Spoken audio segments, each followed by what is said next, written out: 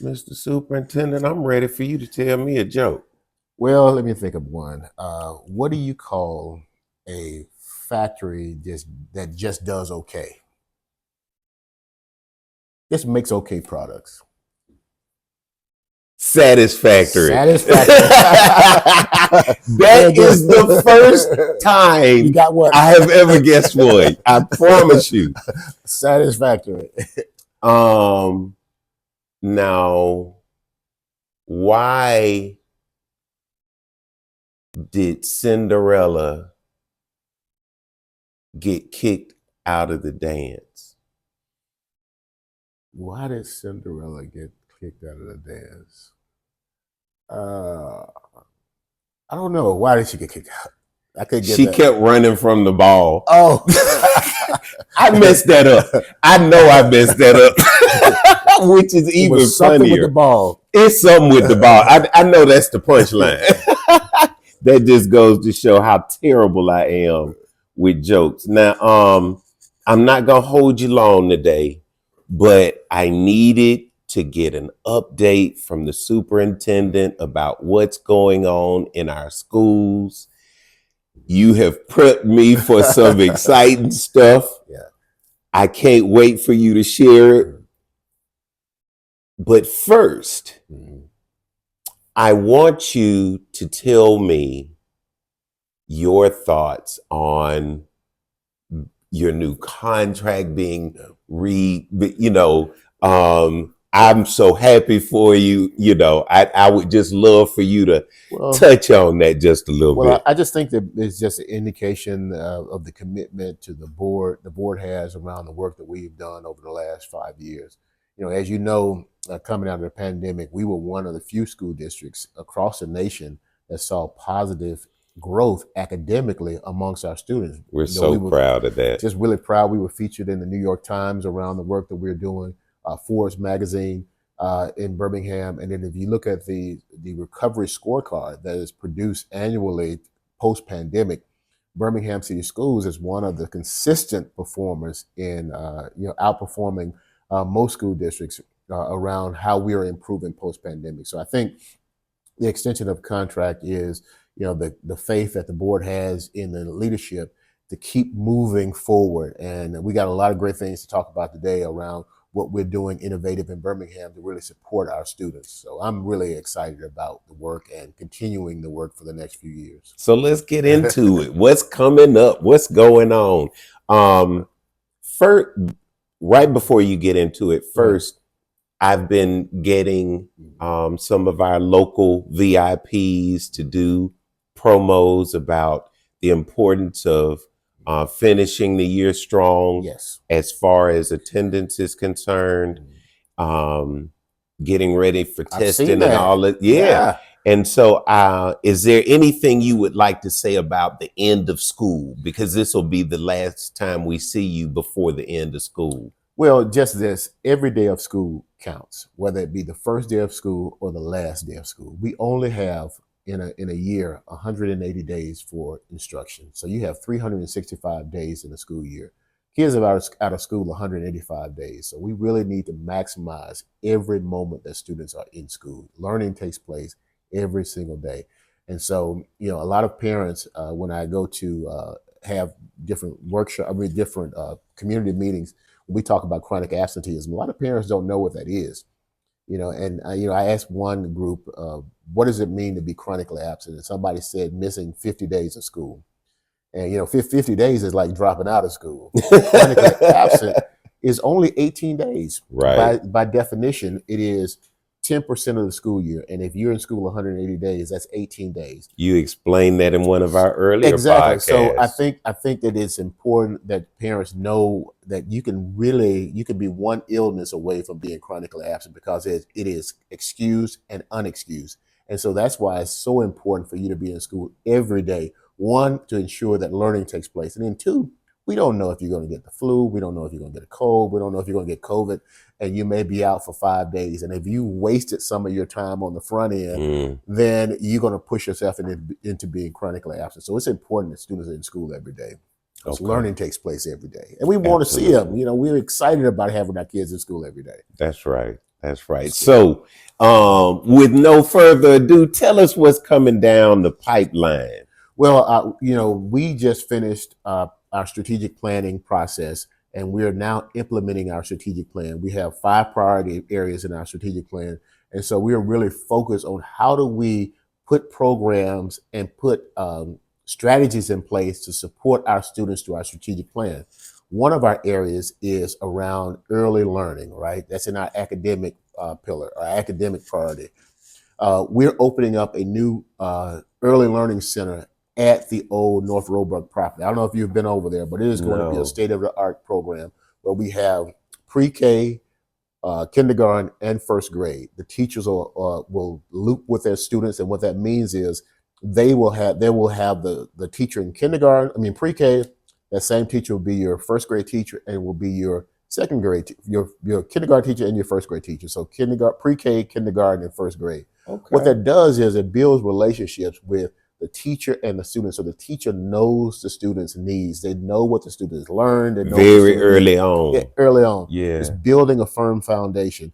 And it's open to students across the district. So if you have a 4-year-old, you're interested in joining, participating in our pre-K program, we want to make sure that you apply for that because it's open up now. So that's opening up in the fall. In addition to that, another one of our areas in our strategic plan is supporting our EL students. And the EL is English language learner students. So students who speak another language at home other than English. We open up a newcomer center at Carver High School for students who are a little bit older, who come into our country.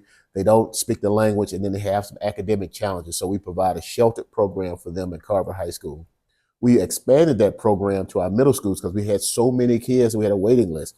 And so we expanded that program to our middle school. So we have a site at Putnam Middle School to support those students so they can be academically prepared to graduate from high school. Because what has happened in the past is many of those students came into our country at 15, 16 years old. They didn't speak the language. And then they came from countries like in Central America where they may not have been in school while they were there. So they were not only had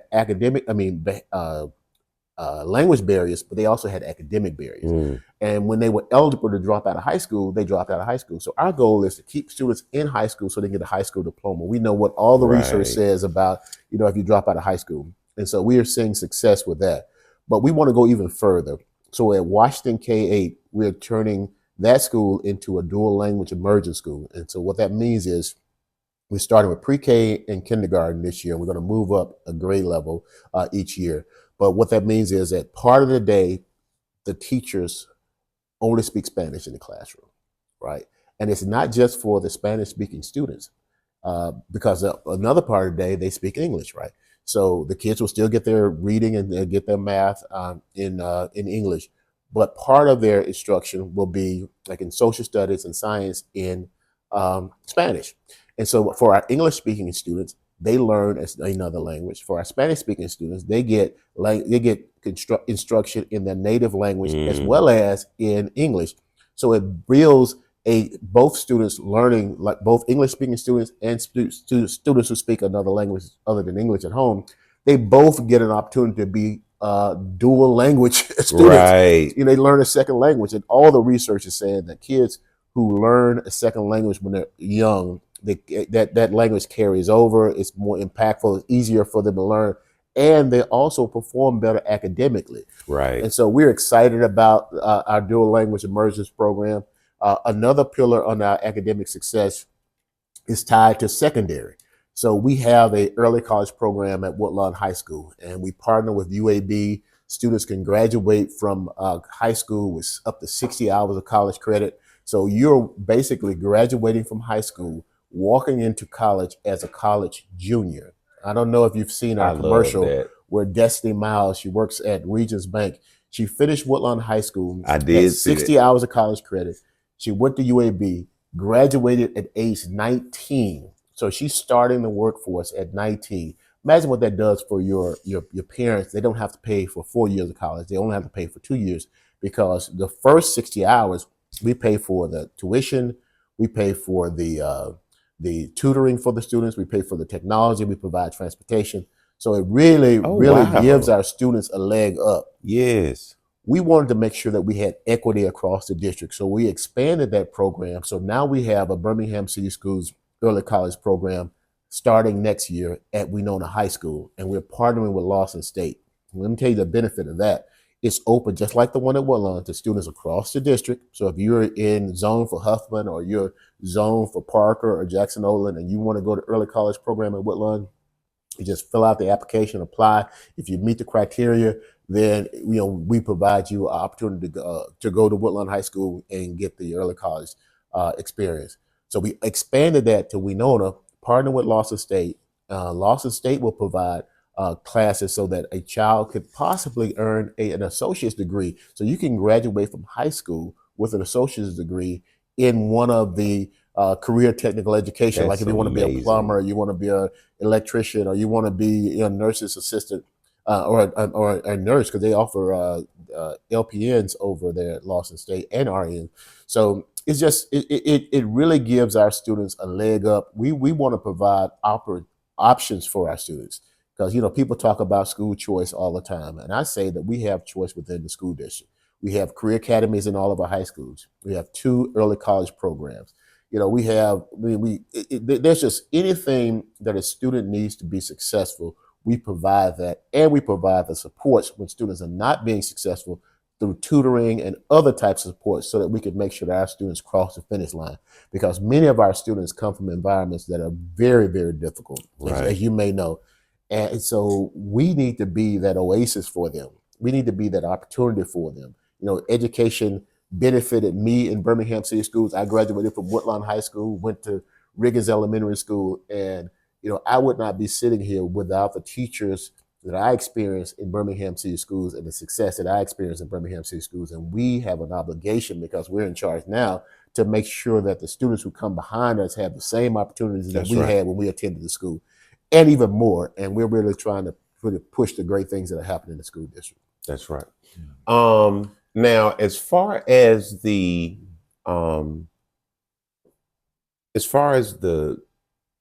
program at Washington is concerned, the dual language immersions program. Yeah, I want to go back to that, because that's home base for me, right? Yeah, it's amazing, man. That whole community is changing.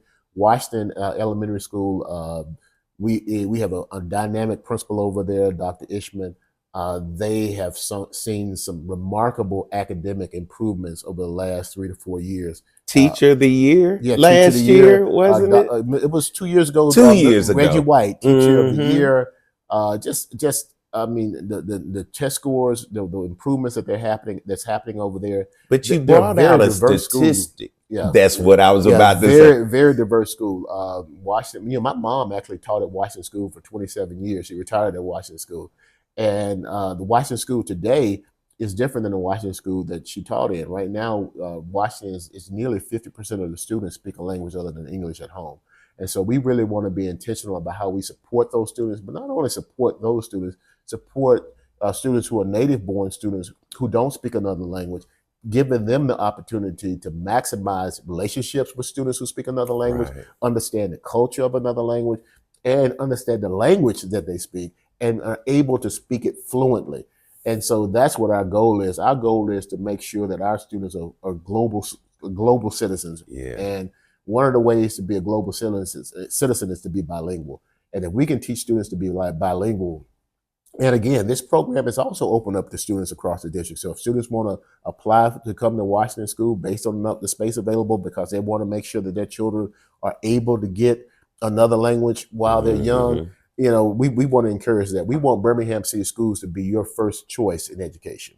I love that. Now, I know we're pushing Page Pals. Are the reading programs still going on? Oh, absolutely, absolutely. We have Page Pals. We have STARE, who works. They also do volunteer work. Better Basics that supports us with reading. But really, the rubber meets the road in the classroom. Yeah, our teachers are trained in the science of reading, so making sure that we're providing that tier 1 instruction in the classroom so that every child is getting grade level material and meeting the standards for that grade level. We have intercessions, and intercessions are those periods of time when kids are out of school but we still have school going on. So Mm. our last intercession, we had over 6,000 students a few weeks ago in intercession when they didn't have to be in school. 6,000 students getting additional Wow. instruction. I think I told you earlier that you only have 180 days of school, right? That's right. We have to find ways to push in on that 185 that they're not in school. So if Mm. we have two intercessions and then a summer intercession. If our students attend all of those intercessions, and and we don't call summer, it's not summer school, it's summer learning, because it's not about remediation, it's about credit advancement, it's about we got dual enrollment programs. We partner with Miles College to do dual enrollment for students. So if students want to go to Miles this summer, we pay the tuition so that they can get college credits. In high school, we have credit advancement. So if you're in the 8th grade and you want to get a jump start on high school, you can go ahead and take some of your classes over the summer as you're going into high school, which gives you a head start. When you get into high school, you get those credits out of the way. So it's extended learning. So if students take advantage of that, they get closer to 200 days of instruction. So we're pushing in on that 185, because really, when you think about it, people think about school as a year, but it's really not a year. But you're trying to do everything in 180 days that covers that 365 days. Right. And all of your learning can't just happen while you're in school. You have to have some of that learning that's beyond just the regular school time. So we're excited about all the things that are happening in Birmingham City Schools. I'm telling you, when we say success starts here, it is true. It's just not just a saying. It is really in the DNA of what we're trying to do in the school system to really give our students opportunities. If you want to be successful, we have a pathway for you in Birmingham City Schools. And to all of my business majors, I want y'all to pay attention to success starts here and how that is that motto becomes the culture, and that culture becomes, I love that. Now, one last thing, I'm going to give you a chance to give some shout outs, but I want you to start with the Superintendent of the Year. Oh my God. I am so proud of Walter Gosler. Walter Gosler is the superintendent of Jefferson County, very good friend of mine.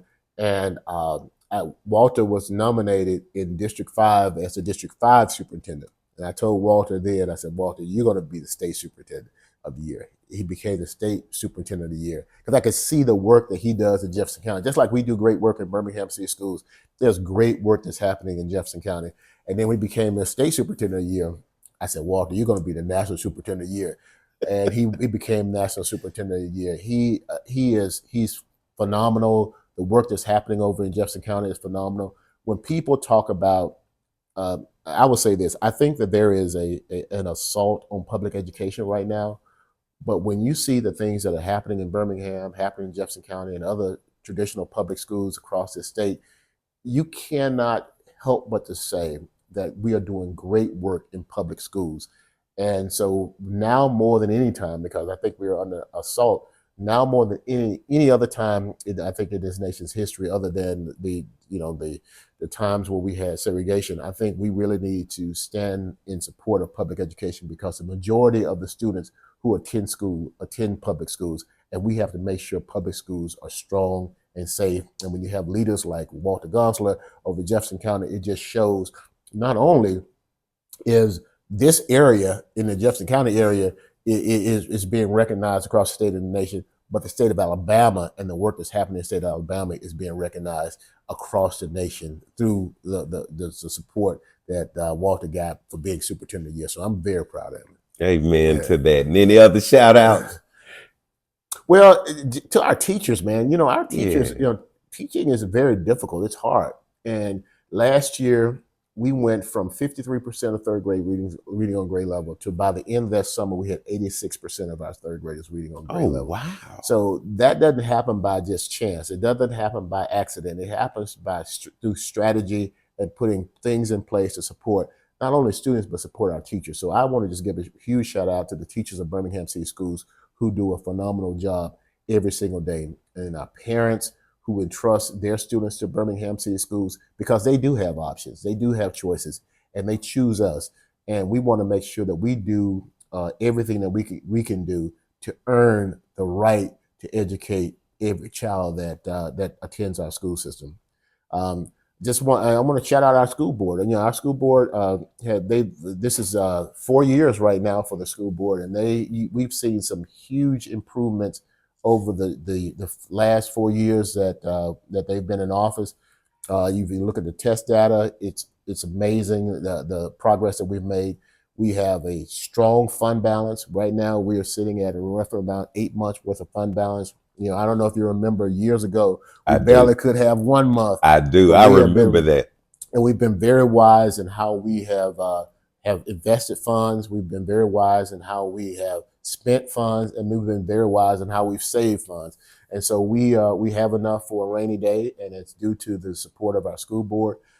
So there's just a lot of things and a lot of appreciation to our mayor. The mayor has done an amazing job in supporting the school district. We have Page Pals, which he's leading that. We had Birmingham Promise, which is doing amazing work in giving students who underprivileged students who would not ordinarily get a college degree, an opportunity to get a college degree. Many of these students are first generation college students. Yeah.